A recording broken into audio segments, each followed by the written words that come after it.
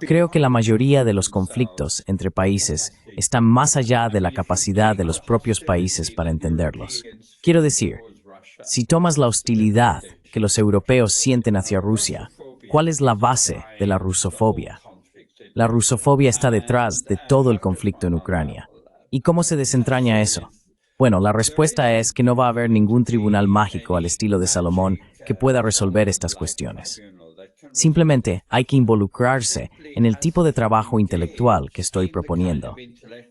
Uno de mis antiguos estudiantes y colegas chinos ha escrito un artículo interesante sobre por qué los estados no quieren resolver sus diferencias a través de adjudicaciones de terceros.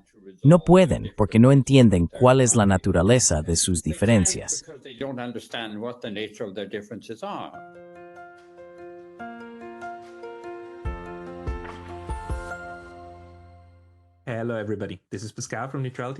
Hola a todos, soy Pascal de Neutrality Studies y hoy estoy feliz de hablar con el Dr. Anthony Carty. El Dr. Carty es profesor emérito en el Instituto de Tecnología de Beijing y actualmente enseña en la Facultad de Derecho de la Universidad de Pekín, que lo distinguió como profesor extranjero distinguido. Anthony Carty fue profesor titular en varias universidades occidentales, incluidas la Universidad de Derby, Westminster y Aberdeen. Es autor de muchos libros sobre derecho internacional, incluyendo la magnífica obra La filosofía del derecho internacional. Dr. Carty, bienvenido. Dr. Carty, welcome. Gracias. Muchas gracias. Estoy feliz de estar aquí. Bueno, hemos estado en contacto por correo electrónico durante bastante tiempo, y tu especialidad es el derecho internacional y sus fundamentos. He hablado de esto en este canal antes, y algunas personas son muy críticas al respecto. Algunas personas dicen que actualmente el derecho internacional está en declive. ¿Cómo lo ves tú? ¿Podrías darnos un pequeño resumen de en qué has estado involucrado? ¿Qué ha sido lo más importante para ti al investigar el derecho internacional? ¿Crees que el derecho internacional, actualmente en este entorno multipolar, está en declive o es solo una mala manera de ver su desarrollo?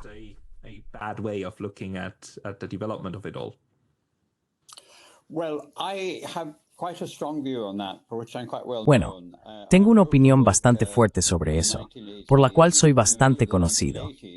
Escribí un libro a mediados de la década de 1980 llamado La decadencia del derecho internacional, con un subtítulo sobre la necesidad de una nueva imaginación de la sociedad internacional.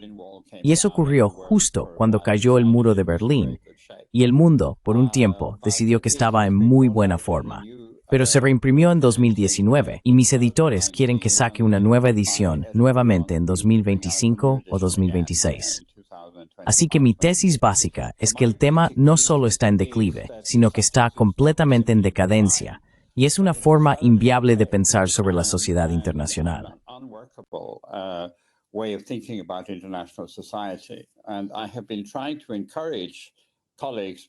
Y he estado tratando de animar a mis colegas con mi filosofía del derecho internacional a que realmente necesitan replantearse los fundamentos mismos y convertirlo en una reflexión discursiva sobre los problemas de la sociedad internacional desde una perspectiva normativa.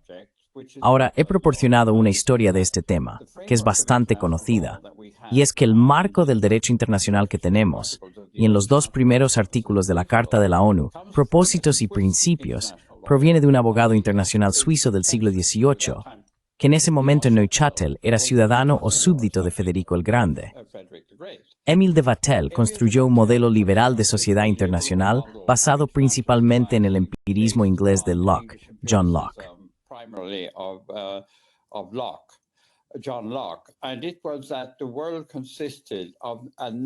Y era que el mundo consistía en una comunidad natural de naciones y sociedades iguales que no tenían un Estado mundial o una autoridad mundial sobre ellas. Esta sociedad natural se basaba en ciertos principios naturales básicos de libertad, igualdad, no interferencia y respeto mutuo, muy similares a los principios de Bandung, que países del tercer mundo como India y China expusieron en la década de 1950. Sin embargo, este marco no tenía una base institucional. No había un Estado mundial que hubiera convocado una conferencia mundial y acordado que estos eran principios legislativos. Eran construcciones de un intelectual, de un pensador, pero fueron presentados de manera muy atractiva y accesible.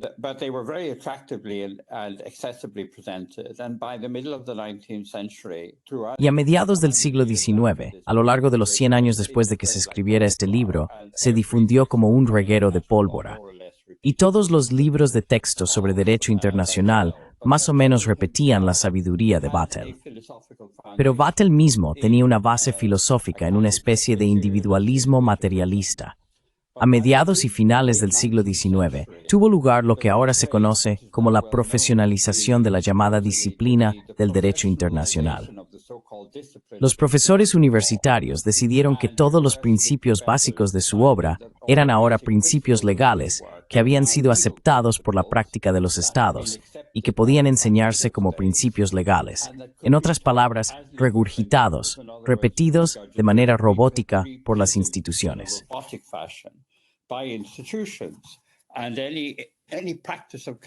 Y cualquier práctica de países que ignorara estos principios de igualdad y libertad del Estado era simplemente ilegal y podía ser ignorada. Y eso ahora, asombrosamente, se ha convertido en la ortodoxia. Estuve en Berlín, en verano, y revisé los grandes libros de texto sobre derecho internacional que están disponibles en las universidades alemanas, todos costando alrededor de 60 euros por volumen, y simplemente repiten estos principios y citan algunos casos de la Corte Internacional de Justicia en los que se hace referencia a ellos. Y eso es todo. Así que, en mi opinión, este es un orden legal que es aceptado por la llamada profesión de abogados internacionales que son académicos universitarios. No son filósofos.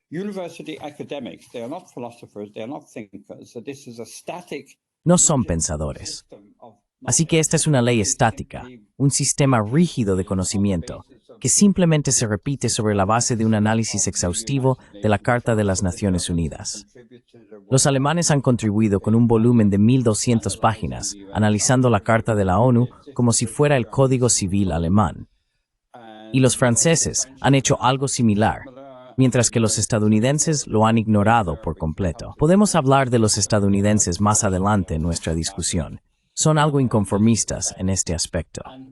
Y mi preocupación fundamental sobre este sistema de pensamiento es que crea lo que los alemanes llaman un estado de ánimo de Rechtsverweigerung.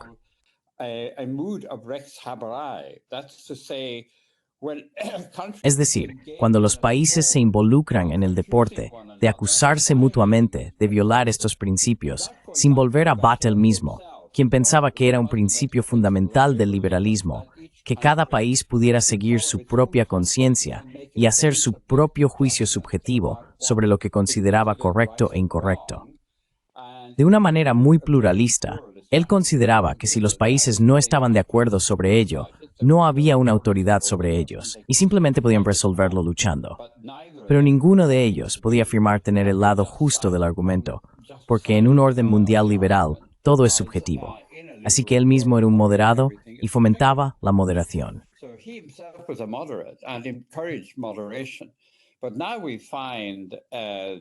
Pero ahora encontramos a la nueva ministra de Asuntos Exteriores de la llamada Unión Europea, la señora Kallas, básicamente señalando con el dedo a Rusia y China, afirmando que son agresores que violan el derecho internacional.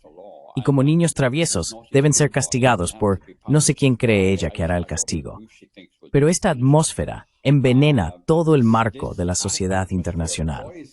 En mi opinión, la filosofía tiene que intervenir y uno realmente necesita volver a Vattel, que es una persona razonablemente inteligente, y averiguar dónde nos hemos equivocado al regurgitar estas cosas. Es bien conocido por personas fuera de la profesión. Quiero decir, los historiadores han hecho un buen trabajo crítico sobre la llamada profesionalización del derecho internacional en una disciplina a finales del siglo XIX y principios del siglo XX.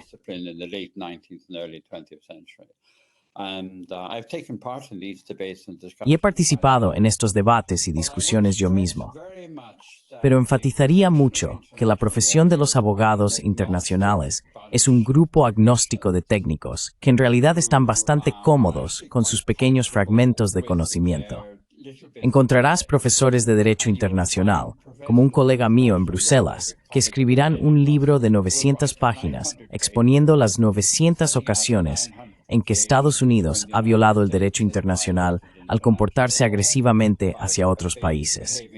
Y luego debería irse a casa y descansar en paz, pensando que ha resuelto el problema. Y no se puede discutir con estas personas. Si voy y les digo, ¿qué están haciendo? ¿De qué están hablando? Ellos dicen, bueno, tú no eres un abogado internacional, no podemos hablar contigo. Así que la situación es bastante grave. So the situation is quite grave. This is highly fascinating. Just before we continue, can you Esto es sumamente fascinante. Antes de continuar, solo puedo ver parte de tu cara. ¿Podrías bajarla un poco? Esto es mejor porque la gente querrá verte haciendo estos argumentos. Es una pregunta muy importante, y muchas personas que ven este programa son muy escépticas respecto a toda la noción del derecho internacional. Algunas personas, mucha gente por ahí, también piensan que el derecho internacional es como el derecho doméstico. En casa, tenemos una ley, y si rompes la ley, entonces viene el policía y te arrestará. Irás ante un juez. Tenemos estas instituciones en el ámbito internacional, la Corte Penal Internacional, la CIJOC, la Corte Internacional de Justicia, y otras, y tenemos tribunales de arbitraje, etc. justice and others, and we have arbitration courts and so on and so forth, and they all have the veneer. Y todos tienen la apariencia de un tribunal local, como si el derecho internacional fuera lo mismo que el derecho local. Pero creo que estás señalando muy acertadamente quién realiza los arrestos. Quiero decir, quién se encargará del castigo. El problema es que no tenemos el mismo equivalente a nivel internacional, ¿verdad? Entonces, cuando criticas a los abogados internacionales por ser demasiado dogmáticos con la letra de la ley, es ahí donde crees que se están desviando, como poniendo demasiado esfuerzo en los detalles minuciosos, perdiendo de vista el hecho de que no tenemos un policía internacional.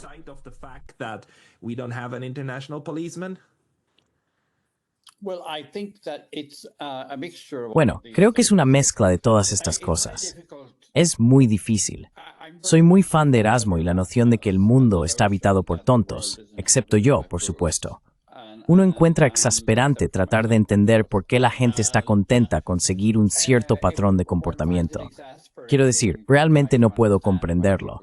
Simplemente me dicen, bueno, Carty, no eres un abogado internacional, así que básicamente perteneces a otro lugar y no hablamos contigo. Quiero decir, esa es una actitud muy común y se expresa con bastante frecuencia. Uno de mis colegas me dijo, bueno, si Carty piensa que el derecho internacional está en crisis, parece ser la única persona que lo piensa. El resto de nosotros estamos bastante contentos con ello, y somos bastante agnósticos, y no vemos la necesidad de mirar los fundamentos filosóficos.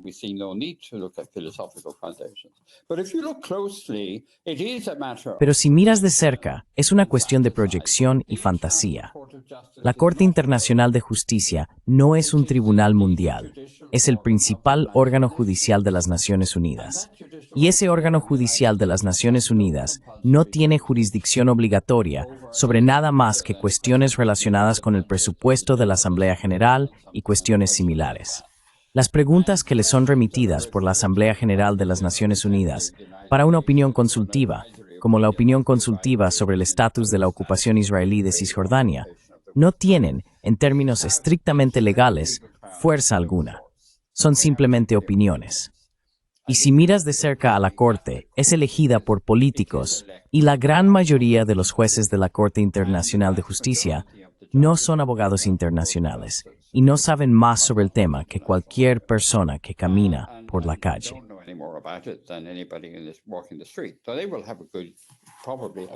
Probablemente tendrán una buena formación legal general. La jurisdicción de la Corte Penal Internacional no es aceptada por ninguna gran potencia. China, Estados Unidos, Reino Unido, Francia y Rusia no la aceptan. India y otras grandes potencias no aceptan la jurisdicción de la Corte Penal Internacional como obligatoria, y ciertamente no la aceptan. Esto es realmente muy importante para el apoyo que se está llevando a cabo en este momento en Ucrania. Las 5 grandes potencias, los llamados miembros permanentes del Consejo de Seguridad, en las deliberaciones sobre el Estatuto de la Corte Penal Internacional, y la definición de agresión, insistieron en que el concepto de agresión no es un concepto legal.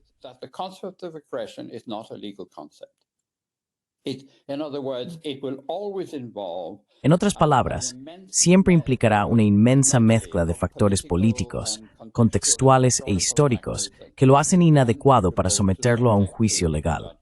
Esto quizás contradice la Carta de Nuremberg, que fue bastante clara en que el régimen nazi estaba cometiendo agresión. Pero esa es su posición.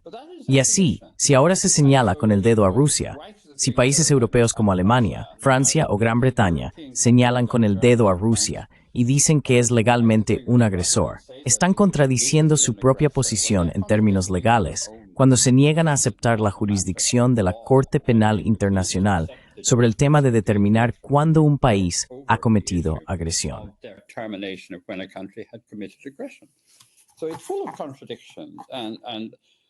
Está lleno de contradicciones, lo que realmente exige un enfoque totalmente diferente al conflicto en la sociedad internacional. Así que diría que hay acuerdo. Soy muy profesor aquí. Hay un acuerdo entre los académicos. Se han realizado estudios extensos sobre esto por el Instituto Max Planck de Derecho Público Comparado y Derecho Internacional en Heidelberg, que muestran que no existe un poder judicial internacional profesional. Este es también notoriamente el caso con los problemas de arbitraje internacional en asuntos comerciales. Estas son áreas muy inciertas y controvertidas donde muchas grandes potencias no aceptan el funcionamiento de estos tribunales.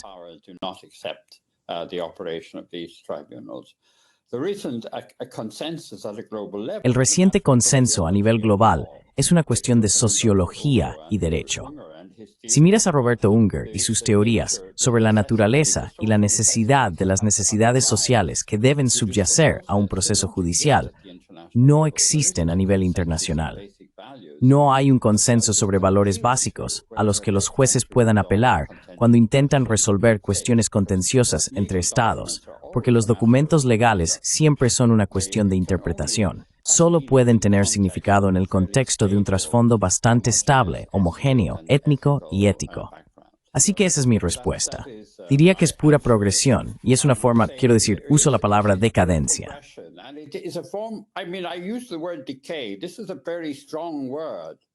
Esta es una palabra muy fuerte. Considero que la profesión de los abogados internacionales es ética e intelectualmente irresponsable porque no se involucran en cuestiones políticas complicadas. Dirán que nuestra función es simplemente interpretar y analizar las deliberaciones de los tribunales judiciales, y esperaremos hasta que un tribunal judicial emita algún tipo de juicio, y luego haremos un comentario al respecto. En otras palabras, no hay responsabilidad intelectual por parte del abogado internacional académico. Y la mayoría de los abogados internacionales que son profesionalmente abogados internacionales son académicos, abogados de derecho internacional público.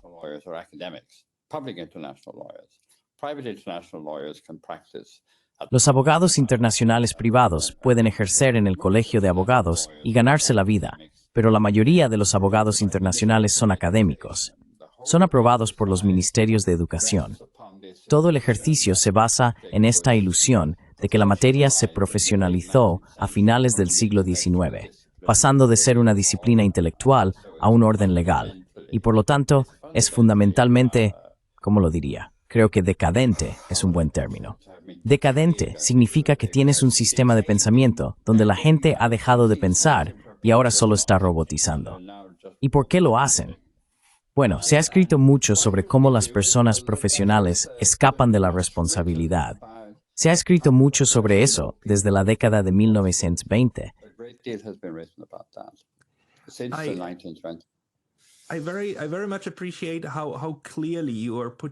Aprecio mucho lo claramente que estás expresando tu pensamiento. Por otro lado, en mi opinión, hay un camino claro en el derecho internacional en términos del desarrollo de nuevas reglas y regulaciones, normas que incluso se incorporan en tratados, ¿verdad? Que luego representan la voluntad de una gran mayoría de estados, algunos de ellos universales, otros no tanto. Pero uno de los desarrollos interesantes, por ejemplo, es que antes de 1945, el derecho nacional solía referirse única y exclusivamente a los estados-nación. Y luego surgieron ideas como, ¿qué tal si las hacemos aplicables a las personas? Along come ideas like how about we make them applicable to people, and on the one hand you had the Nuremberg tribunals and the Tokyo tribunals. Por un lado, tenías los tribunales de Nuremberg y el tribunal de Tokio, y se decía que los individuos son sujetos del derecho internacional. Y tienes el desarrollo del derecho internacional de los derechos humanos, que en los últimos 80 años ha avanzado mucho desde solo la declaración hasta llegar a acuerdos reales y demás. Quiero decir, se construyó todo un sistema alrededor de esto. Así que, por un lado, entiendo que se puede argumentar que todo esto se basa en ilusiones. Por otro lado, el hecho de que se haya construido, ¿no es eso un fenómeno interesante del, digamos, mundo internacional? Phenomenon of, let's say, the international world? Bueno, este es un tema muy grande, y el punto que estás haciendo es válido. Mi propia opinión se considera definitivamente radical. Sin embargo, consideraría, esto puede sonar irónico, pero uno de mis colegas en Cambridge, mi mentor hasta cierto punto, dijo que un acuerdo internacional, un tratado internacional, es un desacuerdo entre estados puesto por escrito. Ahora, si miras de cerca estas convenciones internacionales, y has mencionado convenciones que creo que no son integrales al sistema de derecho internacional, como el derecho de los derechos humanos. Este derecho de los derechos humanos es en gran medida inaplicable, y ningún país importante se somete a él. Ciertamente no los Estados Unidos, China o Rusia.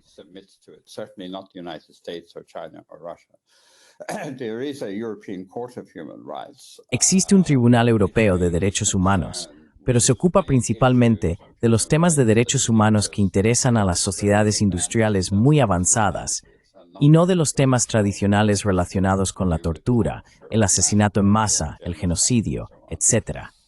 Pero si consideramos los tratados importantes como la Convención sobre el Derecho del Mar, creo que es particularmente importante.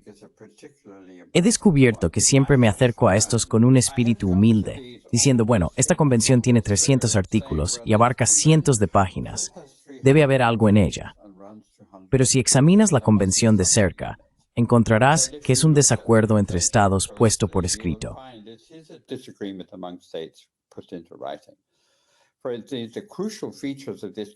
Por ejemplo, las características cruciales de esta convención se refieren a las zonas económicas y las plataformas continentales. Definen qué es una zona económica y una plataforma continental. Pero cuando se trata de establecer los límites entre países vecinos, que es donde comienzan los problemas, la convención simplemente deja que las partes lleguen a un acuerdo entre ellas. En otras palabras, todo el asunto no es válido. Si tomas el principio fundamental, que está en la raíz de los problemas en Ucrania y en Gaza, el problema fundamental es el derecho a la autodeterminación de los pueblos.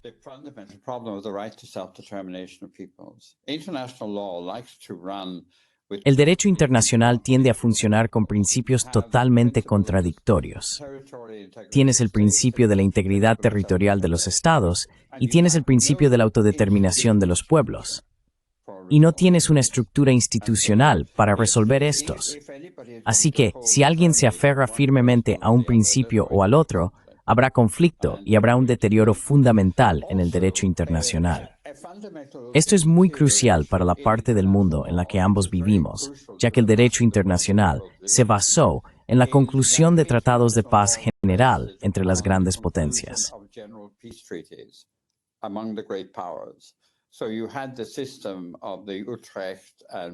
Entonces tenías el sistema de Utrecht, Viena y Versalles. Pero por ahora, el conflicto que tuvo lugar entre Japón, China y Estados Unidos ha quedado sin resolver. Todas las cuestiones territoriales que conciernen al este de Asia no se resolvieron en la Conferencia de San Francisco y consisten en un vacío. No hay regulación del estatus de Taiwán. Okinawa es reclamada por Japón, pero no es japonesa. Sevisui aptais independenten with the Skanimoid, Hamin Sakrin Kalftskum.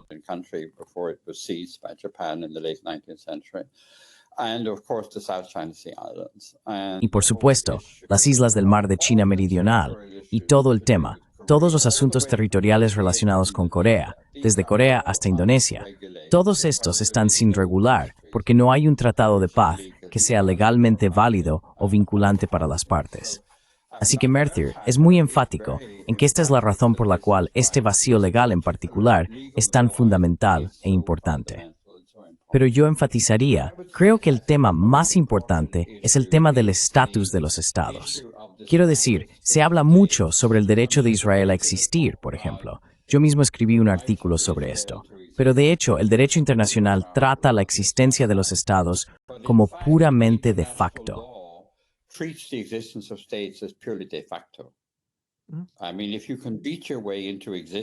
Quiero decir, si puedes abrirte camino hacia la existencia y mantenerte en la existencia, la Corte Internacional de Justicia decidió en una opinión consultiva, creo que en el caso de Kosovo, que el surgimiento de un país es una cuestión de hecho y no tiene ninguna resolución legal.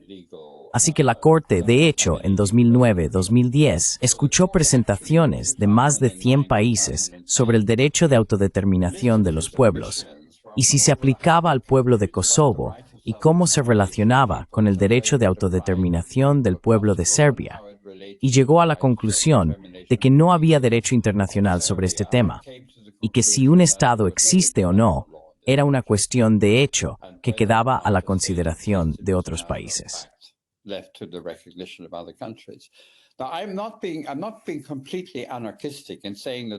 Ahora, no estoy siendo completamente anarquista al decir que no hay reglas, pero las reglas que existen son muy fragmentarias y muy parciales y requieren una disposición por parte de los abogados internacionales para usar su inteligencia y su capacidad moral y filosófica para reflexionar y concebir nuevas formas imaginativas de resolver dificultades. Así que esa es formalmente mi posición. En la práctica, entonces, trato de desarrollar esto en relación con muchas situaciones particulares. Y es un área inmensamente emocionante y compleja, pero no es una sobre la que los abogados internacionales tengan algo muy útil que decir. Y puedo seguir indefinidamente sobre ese problema.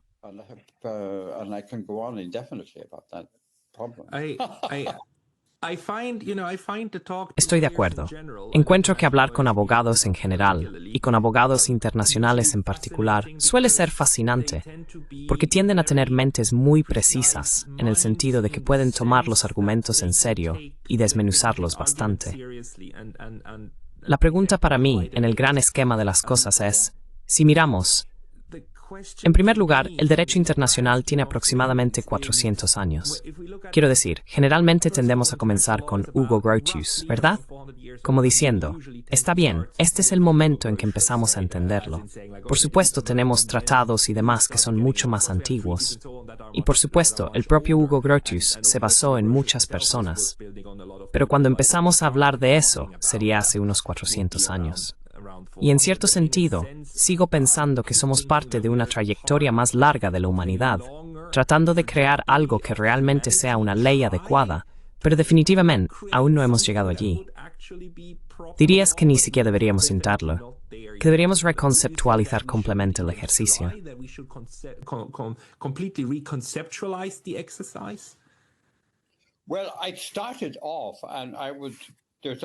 Bueno, comencé, y hay mucha controversia sobre cuándo comenzó.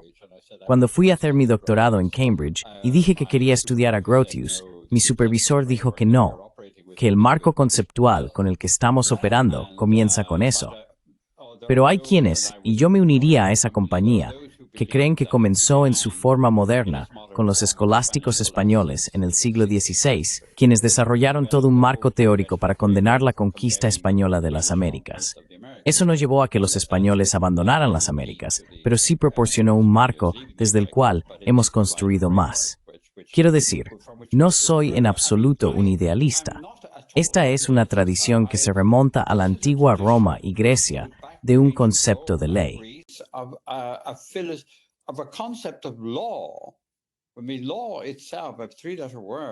Quiero decir, la ley en sí misma, una palabra de 3 letras, generalmente con L mayúscula. El concepto de ley es en sí mismo un concepto espiritual, intelectual y ético. La ley es definida por los juristas romanos como una relación justa entre los pueblos.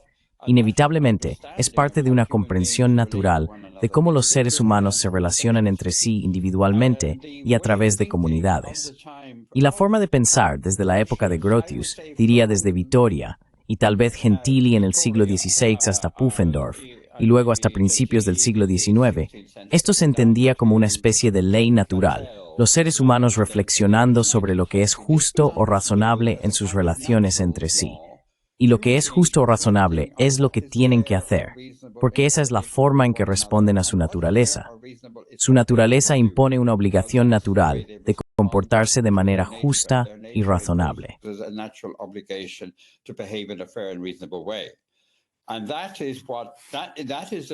Y esa es una tradición que se ha fosilizado en la profesionalización técnica agnóstica, que ahora queda en manos del Poder Judicial, de juristas profesionales, pero esencialmente políticos, para resolver. Y por eso el tema se seca, y por eso insisto en el concepto de decadencia. Así que es una tradición que estoy tratando de revivir con mi filosofía del derecho internacional. Los primeros capítulos abordan la naturaleza de la tradición del derecho natural medieval, el papel de la doctrina legal. Y termino al final de ese primer capítulo pensando en formas de revivirlo. He publicado un libro con colegas chinos, he estado en China. No mencionaste que fui profesor de Derecho Internacional en la Universidad de Hong Kong de 2009 a 2016 y luego en Tsinghua 2017 a 2018. At the University of Hong Kong from 2009 to 2016, and then in Tsinghua from 17 to 15, from 15 to 17, and then I went on de 2015 a 2017 y luego me fui a Pekín. He escrito y editado un libro de 400 páginas que explora conceptos de comportamiento justo y razonable como base para las relaciones entre comunidades en la antigua tradición china de Lao Tzu y Confucio, contrastándolo con los conceptos escolásticos medievales y de Grocio sobre la razón.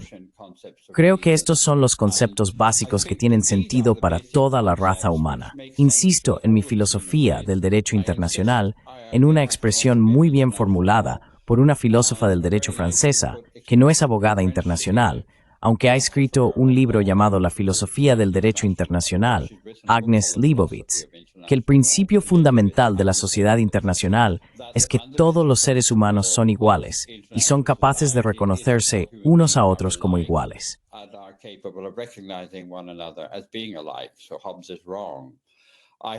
Así que Hobbes está equivocado. He desarrollado a partir de la filosofía de Paul Ricoeur una crítica al moralismo hobbesiano. El contractualismo legal se basa en la idea de que no se puede razonar desde la naturaleza de los seres humanos hasta lo que es justo en sus relaciones entre sí. Solo se puede confiar en lo que han acordado por voluntad en un contrato. Ese es el contractualismo hobbesiano. Me opongo a eso con la fenomenología de Paul Ricoeur, que uno puede reconocer en la humanidad de otras personas lo que es una base razonable para regular las relaciones entre ellas. Y la base para desarrollar esto solo puede ser lo que la diplomacia china incansablemente pide: negociación interminable, diálogo interminable y reflexión.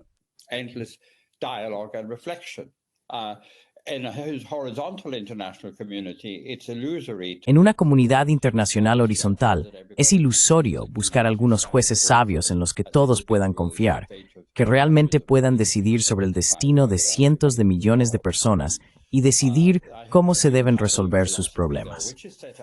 Quiero decir, tengo una filosofía al respecto, que se expone en mi libro, Responsabilidad moral de los gobernantes, comparando las nociones de justicia chinas y europeas.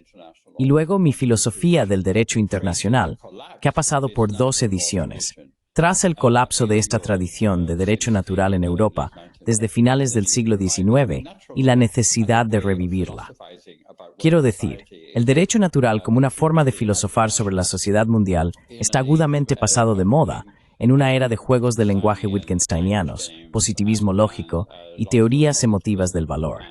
Men, instreng en mi filosofía de derecho internacional, un nuevo concepto de personal de blath edis.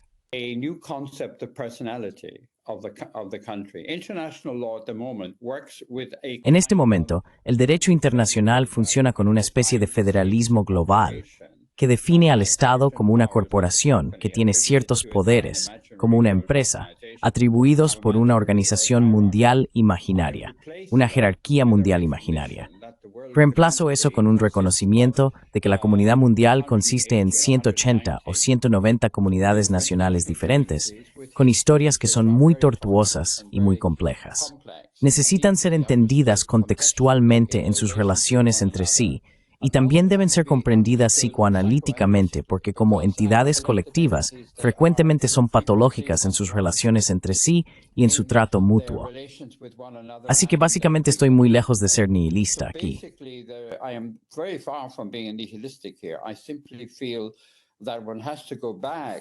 Simplemente siento que uno tiene que volver al genio de Vittoria e incluso Vattel, aunque creo que él era menos importante en comparación con Vittoria y Grotius, que básicamente este sistema de pensamiento ganó la autoridad y el prestigio de los gobernantes de Europa porque apelaba a su inteligencia. Quiero decir, Gustavo de Suecia es famoso por haber llevado consigo el libro de Grotius porque lo admiraba y lo consideraba inteligente, razonable y digno de leer. Y básicamente, estoy siguiendo mucho el culto al papel del abogado internacional como intelectual. Pero la noción de ley no es una noción puramente contractual, producida por legisladores democráticos. Es una base ontológica para buenas relaciones entre los pueblos.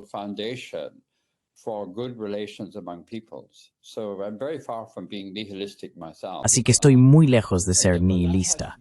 Pero eso tiene que resucitarse de un profesionalismo desecado, que considero decadente, porque en realidad es bastante perezoso. Quiero decir, estos libros de texto alemanes, que cuestan 60 euros, son simplemente repeticiones y desvaríos de lo que les enseñaron sus profesores y lo que les enseñaron los profesores antes que ellos. Realmente no hay nada inteligente que decir o nada civil o educado que decir sobre este ejercicio. Solía bromear al respecto. Un profesor solía bromear conmigo sobre eso en Cambridge.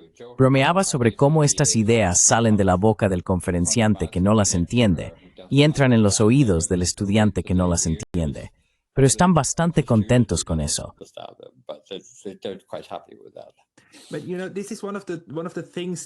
Pero, ¿sabes? Esta es una de las cosas con las que estamos luchando. Porque la forma en que percibimos el mundo, y por nosotros, me refiero en general al público, a medida que crecemos, a medida que envejecemos, primero como niños, obtenemos esta idea de que todo está grabado en piedra, ¿verdad? Para todo, hay reglas, hay un sistema, y todo está en su lugar, y todo es de arriba hacia abajo. Y a medida que crecemos, entendemos, o no, no es así, es muy negociable, pero ciertas cosas todavía están grabadas en piedra. Y hemos creado un sistema, un mundo, en el que, con las Naciones Unidas, y antes de eso la Liga de las Naciones, también creamos la apariencia de un gobierno mundial, ¿verdad? Y de tratados y de acuerdos, y el mundo tiene sus reglas.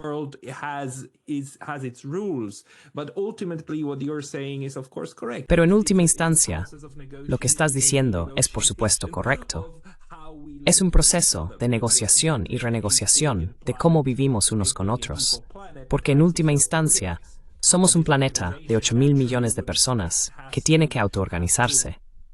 Y esta organización, naturalmente, como cabría esperar, tiene que adaptarse de alguna manera a las nuevas circunstancias. ¿Cómo crees que esto continuará? Especialmente ahora que el mundo es más pluralista en esta configuración multipolar, donde ahora tenemos una China mucho más importante que antes, con el peso político que tiene en los asuntos mundiales, y Rusia, que nuevamente ha establecido su peso en los asuntos mundiales, y el sudeste asiático, que está estableciendo su peso en la economía. ¿Cómo ves el progreso del sistema en sí?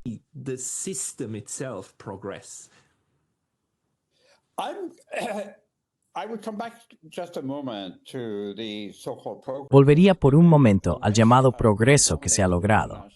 Occidente, que ha dominado la sociedad internacional después de 1945, ha impulsado la idea de los derechos humanos individuales, y ha habido toda una serie de convenciones sobre derechos humanos, pero ninguna de ellas es aplicable y cumplen una especie de función ideológica. El significado de ellas es muy ambiguo y disputado. Esto es, por supuesto, un conflicto considerable en este momento entre Rusia y la Comunidad Europea. Por supuesto, Rusia sigue con Europa, pero diría que definitivamente hay un problema muy serio aquí.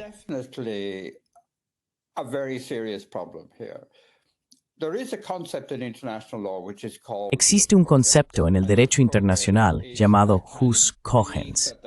Y jus cogens es una especie de creencia de que hay ciertos, para volver a lo que estás diciendo, hay ciertos principios fundamentales de los que no se puede derogar y que son absolutamente obvios y fundamentales. Pero si miras la Comisión de Derecho Internacional de las Naciones Unidas, quiero decir, he pasado mi vida con estas personas, la Comisión de Derecho Internacional y su definición de jus cogens, encontrarás que simplemente dice principios de jus cogens, como la autodeterminación de los pueblos, o tal vez también el principio de prohibición del genocidio.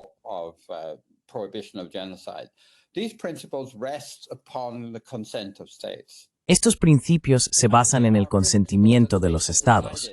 Hay principios que los estados han decidido tratar como jus cogens, y así no hay una base intelectual. Y tenemos que, como europeos, y tú eres europeo como yo, tienes que reconocer que la cultura europea es cada vez más nihilista en su misma base, en todos los ámbitos, desde Nietzsche hasta Heidegger y hasta la escena contemporánea en Europa. Y no hay acuerdo entre los europeos sobre los valores, y simplemente asumen que los valores son asuntos sobre los cuales hay un consenso.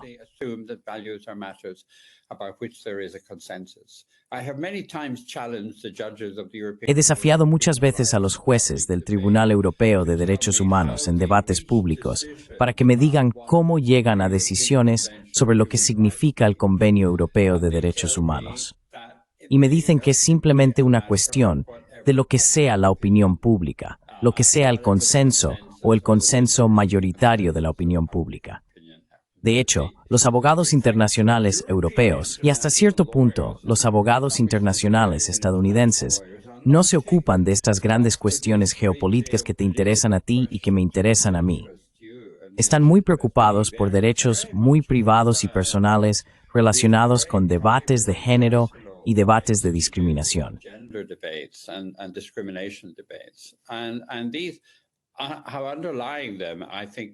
Y estos tienen tendencias subyacentes, creo, nihilistas. Ahora, para volver a tu pregunta, veo esperanza fuera de Europa, en Asia. Por eso estoy aquí, y por eso estoy enseñando en la Universidad de Pekín, lo cual quiero decir es una cuestión de elección. Veo a China como una gran potencia estabilizadora en la sociedad internacional, construyendo alianzas cuidadosas, bueno, no alianzas, asociaciones. Es muy cuidadosa al excluir la noción de una alianza al estilo de la OTAN, con Rusia, con la Organización de Cooperación de Shanghái, fortaleciendo relaciones con India, con los países del Medio Oriente, con Irán y Arabia Saudita, y fortaleciendo relaciones con el sudeste asiático, con los BRICS, con Brasil, con los países latinoamericanos y africanos.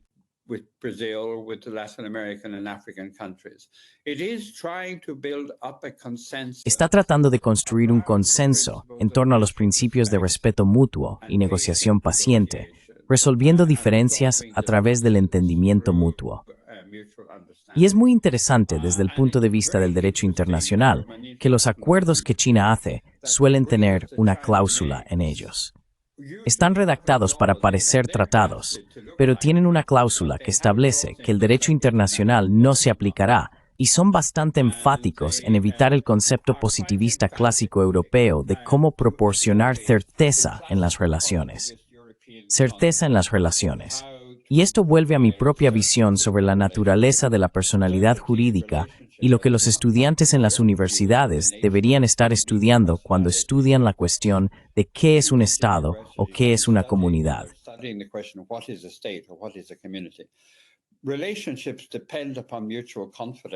Las relaciones dependen de la confianza mutua y la cooperación continua. Y ese es un principio fundamental subyacente de la diplomacia china, que creo que está muy bien desarrollada, pero en Europa y América se percibe como muy anodina. Quiero decir, el ministro de Relaciones Exteriores Wang Yi repitió estos principios en la Conferencia de Seguridad de Múnich hace 1 o 2 semanas, pero no despertaron ningún comentario o interés en absoluto. Así que estoy bastante seguro de que hay un estudio alternativo creciente sobre cómo debería constituirse la sociedad internacional. Y mis amigos y colegas chinos me dicen que las dificultades con Europa y América son algo que es mejor no confrontar directamente, sino simplemente a través de un intento de proporcionar evidencia de una forma alternativa de desarrollo.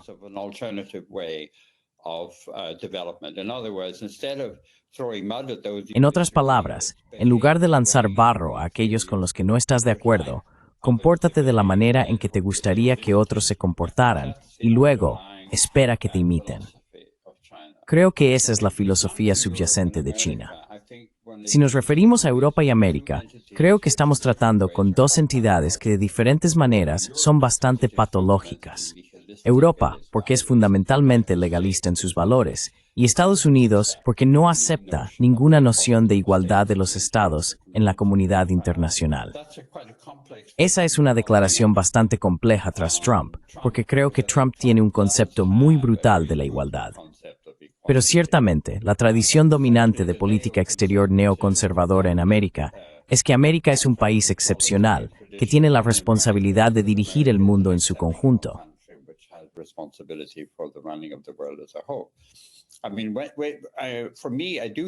Quiero decir, para mí sí me concentro en los detalles concretos. Creo que es parte de la responsabilidad moral de los abogados internacionales e intelectuales involucrarse con problemas realmente concretos como Gaza, Ucrania, y así sucesivamente, y muchos otros, y no simplemente esperar hasta que algún tribunal emita un juicio sobre esto y luego comentar sobre el juicio. Siento que hay algún movimiento entre mis colegas, dada la pura intensidad de los conflictos que han estado ocurriendo recientemente en Ucrania y Gaza. He estado de regreso en Europa en el verano, y me sorprendió encontrar que algunos colegas que realmente prefieren mantenerse al margen sienten que eso no es una opción, dado lo serio que se ha vuelto el conflicto en Oriente Medio.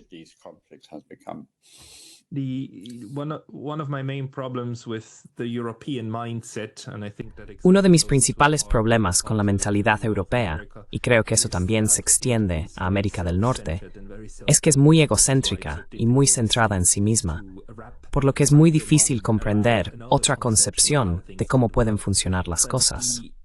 Pero una de las creencias fundamentales o motivaciones centrales del derecho internacional, tal como lo conocemos, es que creas una situación en la que puedes emitir un juicio. Motivations, core motivations of international law, the way that we know it, is that you create a situation in which you are able to pass a judgment. So that you create a situation, also arbitration. Entonces, creas una situación, también con tribunales de arbitraje, ¿verdad? Están hechos de tal manera que creas un sistema donde al final dices, está bien, aceptamos de que tenemos desacuerdos, y cuando los tenemos, los llevamos a un tribunal, a un tercero, y luego obtenemos un juicio basado en el razonamiento lógico, basado en ciertos principios e ideas de cómo funcionan las cosas. Al final, una parte o ambas partes pueden terminar descontentas, pero al menos tenemos una resolución del conflicto. Esa es la idea.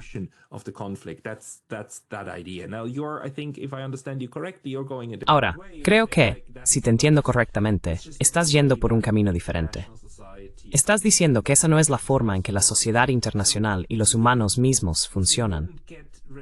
Entonces, si no obtendríamos resolución a través de juicios o decisiones, a través del razonamiento, si las obtenemos a través de otro mecanismo, ¿cuál sería la forma de estructurar el sistema internacional para que podamos alejarnos de usar la violencia masiva como un mecanismo de solución y usar algo un poco más civilizado?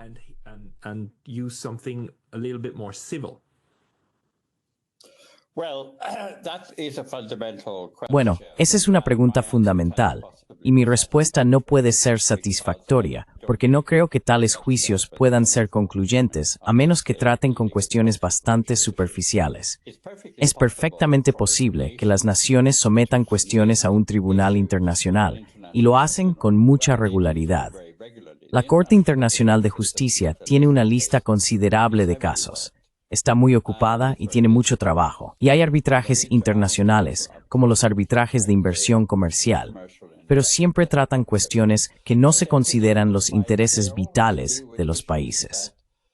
Ahora, creo que la respuesta a tu pregunta tiene que ser insatisfactoria, porque creo que la mayoría de los conflictos entre países están más allá de la capacidad de los propios países para entenderlos.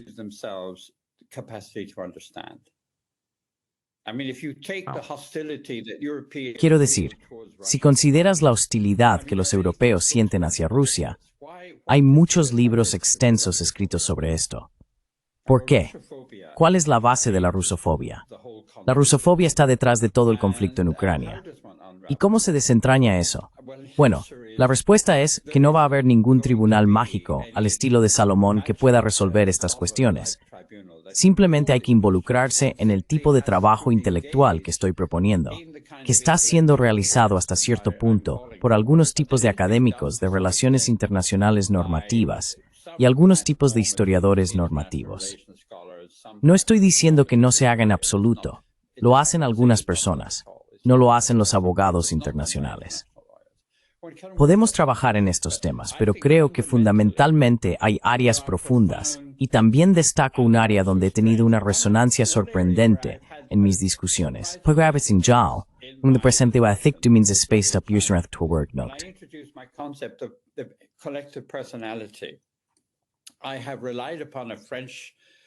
He confiado en una psicoanalista y filósofa francesa, una filósofa fenomenológica y psicoanalista llamada Cynthia Fleury.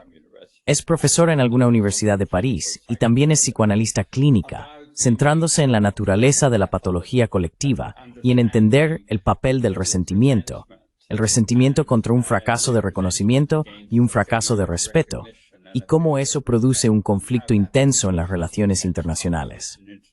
Por supuesto, está pensando en el contexto de África y Nigeria, y se basa mucho en Frantz Fanon, Los Condenados de la Tierra, y así sucesivamente, quien también fue psicoanalista, además de filósofo en París en los años 50.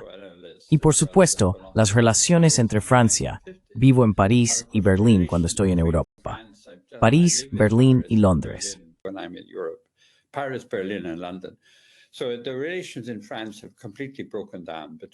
Entonces, las relaciones en Francia se han roto completamente entre Francia y Argelia, y Francia y la mayoría de sus antiguas colonias en África, particularmente los países árabes y musulmanes. Estas patologías, cuando las he introducido en debates con abogados internacionales, es curioso cómo dejan de lado su enfoque del derecho internacional y dicen, oh, esto es interesante, esto resuena. Y tal vez podrías darme la referencia de esta mujer. Ahora, he escrito un artículo publicado en el Foro de Derecho Internacional del Ministerio de Relaciones Exteriores de Beijing y también en la Universidad Estatal de Moscú. Ambas instituciones han adoptado esta idea de que los países son entidades patológicas que han tenido relaciones tan malas entre sí que simplemente apenas entienden por qué están en un conflicto tan profundo entre ellos.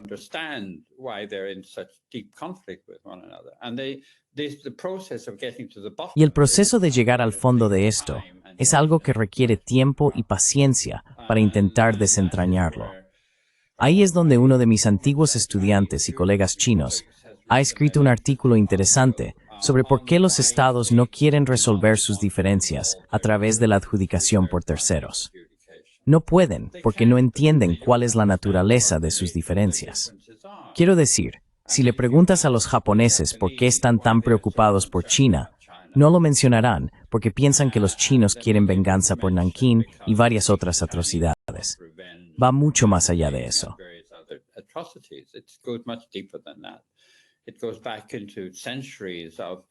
Se remonta a siglos de ansiedad por ser abrumados por este enorme vecino y así sucesivamente. Básicamente, los problemas son, como Morgenthau fue una de las personas que desestimó y demolió la credibilidad del derecho internacional como disciplina académica en los Estados Unidos, y no se le toma suficientemente en serio. Hans Morgenthau obtuvo un título en Derecho en Frankfurt, una maestría en Frankfurt en Derecho y su doctorado bajo Kelsen en Derecho Internacional en Ginebra. He leído estas tesis en francés y alemán, y son una explicación detallada de por qué la vida es demasiado complicada para que los abogados internacionales la entiendan.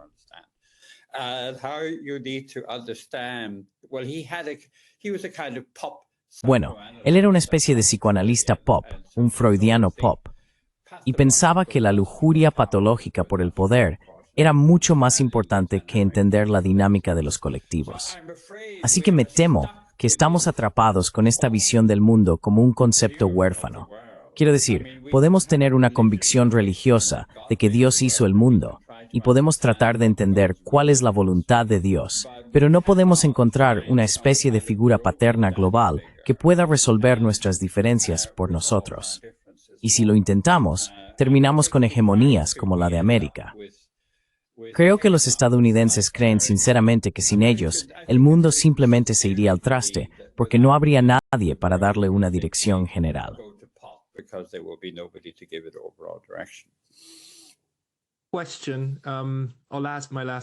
Pregunta. Haré mi última pregunta, porque encuentro esto sumamente fascinante. Sí, hipotéticamente, mañana 8.000 millones de personas en este planeta, todos los 8.000 millones, despertaran con la misma creencia, en las mismas, digamos, 1.000 páginas de derecho internacional. Si todos compartieran la misma creencia sobre la ley como una creencia, casi como una creencia religiosa, ¿resolvería eso el problema? ¿O la estructura del sistema, la forma en que interactuamos, aún nos impediría llegar a una resolución?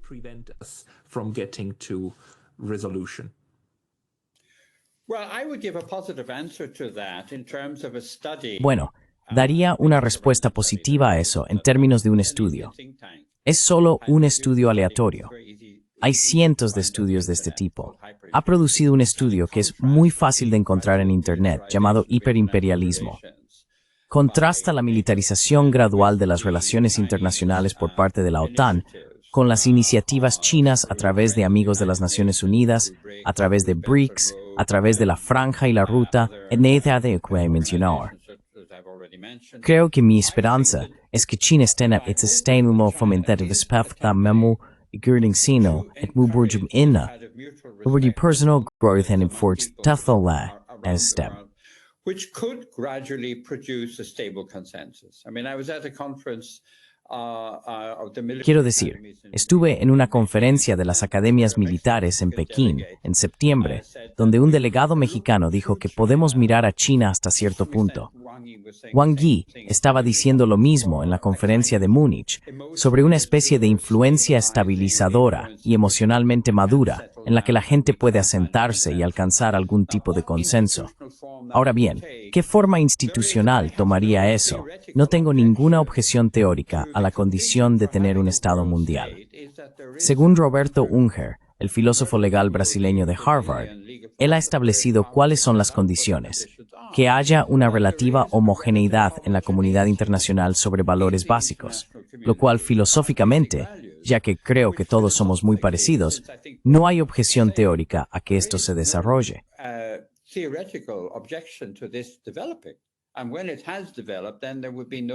Y cuando se haya desarrollado, entonces no habría objeción teórica a tener un poder judicial internacional de consenso que podría desempeñar un papel en resolver en casos concretos lo que este consenso general requiere en situaciones difíciles.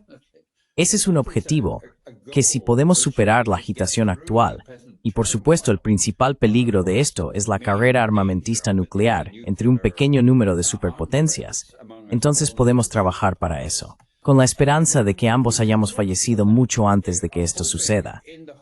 Pero con la esperanza de que en los próximos 1000 años, ¿por qué no pueden desarrollarse las cosas radicalmente?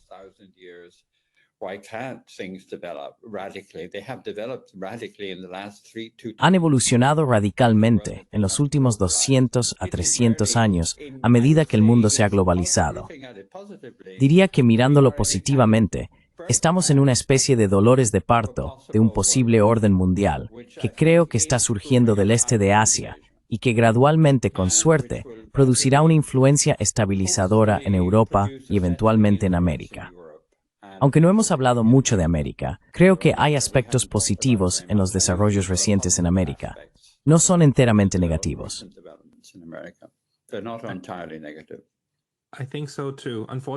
Yo también lo creo. Desafortunadamente, se nos está acabando el tiempo porque nos estamos acercando a la hora y trato de tenerlo en cuenta. Pero me gustaría agradecerle mucho, Dr. Carty. Si la gente quiere leer más de usted, ¿cuál es el mejor lugar para seguirlo a usted y a sus escritos. To follow you and your writing. Well, I don't have a blog, which I Bueno, suppose I should no have. tengo un blog, que supongo debería tener, pero diría que la filosofía del derecho internacional, tanto las adiciones como la decadencia del derecho internacional, sí trata con los problemas que hemos estado discutiendo. Para mí, el problema que tengo que enfrentar es convencer a la gente de que hay un problema. Quiero decir, mis colegas dicen, bueno, yo tengo el problema. Bromean, bueno, Carty es decadente, obviamente. Carty está en crisis, pero el resto de nosotros estamos bastante contentos. Así que para mí, intelectualmente, estoy tratando de lidiar con convencer a la gente de que hay un problema que abordar. Y esos libros son bastante suficientes. Pero publico muchos artículos y la gente puede tener mi página web o puede tener mi correo electrónico y ponerse en contacto. Quiero decir, estoy escribiendo todo el tiempo. Y supongo que debería tenerlos todos en algún tipo de soy miembro de academia.edu, me índice cita en Mitrcanio. Evainstep mein tour pass allí. Bueno, entonces, Okay, everybody, if you're interested in Dr. Carty, Todos, si están interesados en los trabajos del Dr. Carty, simplemente búsquenlo en Google y encontrarán mucho bajo su nombre, y encontrarán mucho en academia.edu. No duden en contactarlo a él o a mí si quieren leer más. Dr. Carty, estoy de acuerdo con usted. Hay un problema, y mi intuición me dice que la mayoría de mi audiencia aquí en YouTube estará de acuerdo con usted. Hay un problema. Hay que esperar con interés, seguir trabajando en resolver el problema y definir el problema. and defining the problem. bueno, gracias por dirigirse a mí y permitirme expresar mi opinión. Lo he disfrutado mucho. Espero que haya sido de alguna utilidad. Así que gracias. Gracias. Nos vemos la próxima vez. So. Adiós.